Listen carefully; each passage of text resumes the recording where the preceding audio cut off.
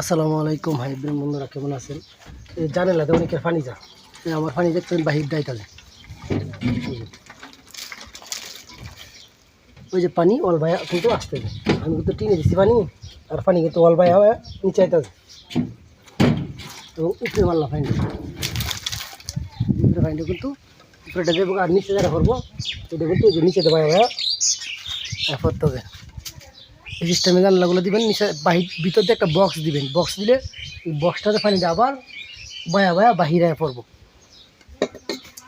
বা চটিটা একটু জানলার ফ্রেমটা আগার দিকে চটি দিবেন, চটি দেওয়ার পরে নিচে একটা বক্স দিবেন। এভাবে বক্সটা দিলে এই বক্সটার মধ্যে পানি দেয়, জানলা পানিটা মারার সিস্টেম মারা করে দেয়, বক্সে পানিটা পড়ে, বক্সে পানিটা পড়ে আবার বাহিরে আইব।